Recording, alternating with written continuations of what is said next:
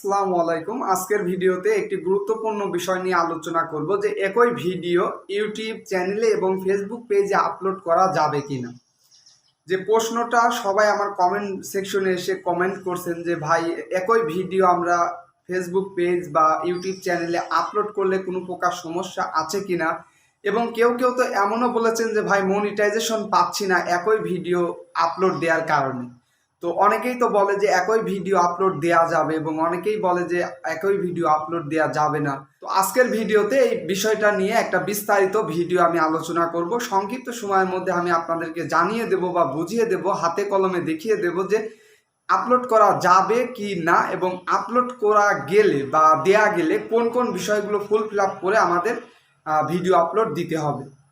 যদি আপনি আমাকে প্রশ্ন করেন যে ভাই একই ভিডিও ফেসবুক পেজে আপলোড করা যাবে বা একই ভিডিও ইউটিউব চ্যানেলে আপলোড করা যাবে কিনা, আমি প্রথমত বলবো যে হ্যাঁ, অবশ্যই আপলোড দেওয়া যাবে। যদি দ্বিতীয়বার আপনি আবারও প্রশ্ন করেন যে ভাই একই ভিডিও ফেসবুক পেজ এবং ইউটিউব চ্যানেলে আপলোড দেওয়া যাবে কিনা, আমি বলবো যে না, একই ভিডিও আপলোড দেওয়া যাবে না। এই একই ভিডিও কথাটার মধ্যেই কিছু লুকিয়ে আছে।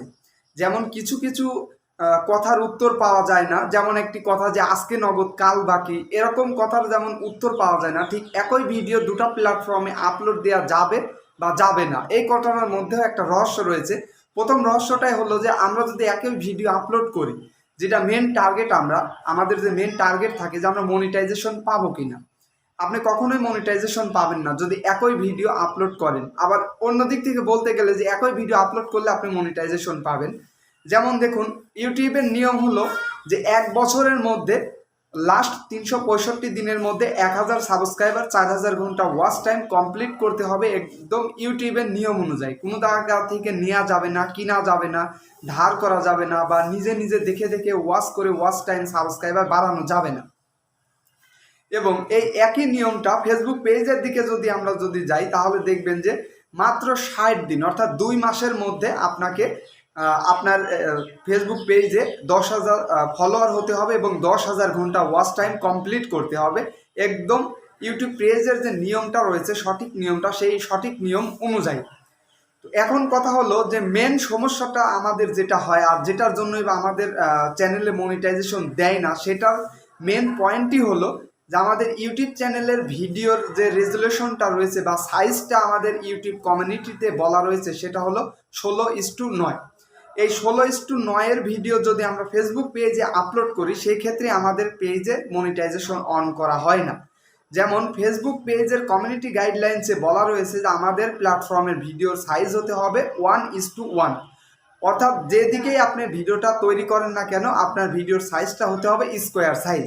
কিন্তু ইউটিউব প্ল্যাটফর্মের জন্য সেই ভিডিওটা কিন্তু প্রযোজ্য নয়, বা ইউটিউব চ্যানেলের ভিডিওটা ফেসবুক পেজে কিন্তু প্রযোজ্য নয়। এটা হলো মেন পয়েন্ট। এবং দ্বিতীয় পয়েন্ট হলো ইউটিউব প্ল্যাটফর্মে আপনি যখন ভিডিও আপলোড করেন, ভিডিও তৈরি করেন, সেই ভিডিওটার জন্য আপনার প্রয়োজনের মধ্যে ইউটিউব যে লাইব্রেরিটা রয়েছে, মিউজিক লাইব্রেরিটা রয়েছে, অডিও লাইব্রেরিটা, সেখান থেকে নিয়ে আপনি ভিডিও তৈরি করে বা ব্যাকগ্রাউন্ডে সাউন্ড লাগিয়ে বা ব্যবহার করে সেটা কিন্তু আপনি হর হামেশাই আপলোড করে দিতে পারেন ইউটিউব প্ল্যাটফর্মে। সেটার জন্য কোনো প্রকার কপিরাইট স্ট্রাইক বা কমিউনিটি গাইডলাইন বা কপিরাইট যেটা সাধারণত দিয়ে থাকে, সেটা কিন্তু দিবে না, কারণ ইউটিউবের প্ল্যাটফর্ম, ইউটিউবের মিউজিকে আপনি সেখানে ব্যবহার করেছেন। এখন সেই ভিডিওটাই যদি আপনি ফেসবুক পেজে আপলোড করেন, তাহলে ব্যাকগ্রাউন্ডে যে মিউজিকটা আপনি ব্যবহার করেছেন, সেই মিউজিকটার মালিক কিন্তু আপনি নিজে না।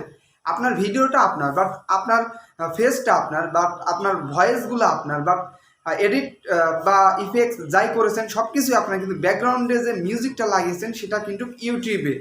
তো ইউটিউব চাইলে সেক্ষেত্রে কিন্তু কপিরাইট ক্লেম বা copyright strike, community guideline strike যে কোনোটাই আর কি আপনাকে দিতে পারে, কারণ ওই মিউজিকটার মালিক ইউটিউব। ঠিক সেরকমভাবে ফেসবুক পেজের অডিও লাইব্রেরি থেকে যদি আপনি মিউজিক নিয়ে আপনার ভিডিও তৈরি করে ইউটিউব প্ল্যাটফর্মে আপলোড করেন, সেটার জন্য কিন্তু আপনার ফেসবুক পেজ চাইলে আপনাকে স্ট্রাইক, কপিরাইট বা কপিরাইট স্ট্রাইক আর কি যে ধরনেরই একটা ইস্যু আপনার উপরে জারি করতে পারে, যেহেতু আপনি ওনার মিউজিক ব্যবহার করে অন্য একটা প্ল্যাটফর্মে আপলোড করেছেন। সবসময় আমাদের একটা বিষয় মাথায় রাখতে হবে যে দুই ধরনের প্ল্যাটফর্ম। ইউটিউব প্ল্যাটফর্মটা শুধু মানুষ ভিডিও দেখার জন্য আসে, এবং ফেসবুক প্ল্যাটফর্মটাই আসে মানুষ ফটো, মেসেজিং বা অন্যর ভিডিও দেখার জন্য, বেশ কয়েকটা কাজের জন্য আসে আর কি এখানে। এটাই হলো মেন ফ্যাক্ট যে একই ভিডিও আপলোড করা যাবে, আবার একই ভিডিও আপলোড করা যাবে না। একই ভিডিও আপলোড করা যাবে কোন ক্ষেত্রে? ভিডিওটা আপনি নিজে তৈরি করেছেন, সেক্ষেত্রে আপনি আপলোড করতেই পারেন, তবে অবশ্যই দেখতে হবে যে ব্যাকগ্রাউন্ডে যে মিউজিকটা ব্যবহার করেছেন সে মিউজিকটাও আপনার নিজের হতে হবে, বা ভিডিওতে যে বিষয়বস্তুগুলো আছে প্রত্যেকটা বিষয় আপনার নিজের হতে হবে। এবং দ্বিতীয়ত যে কথাটা থাকে সেটা হলো যে ইউটিউবের সাইজ যেটা রয়েছে সেটা দ্বারা ইউটিউবে আপলোড করতে হবে, তবেই আপনি মনিটাইজেশন পাবেন। এবং ফেসবুকের যে সাইজ রয়েছে 1:1 এটা দিয়ে ফেসবুক পেজে আপলোড করতে হবে, তবে আপনি মনিটাইজেশন পাবেন। যদি এই ভিডিওর সাইজ বা রেজুলেশন যদি আপনি মিল না করাতে পারেন তাহলে কিন্তু আপনি মনিটাইজেশন পাবেন না।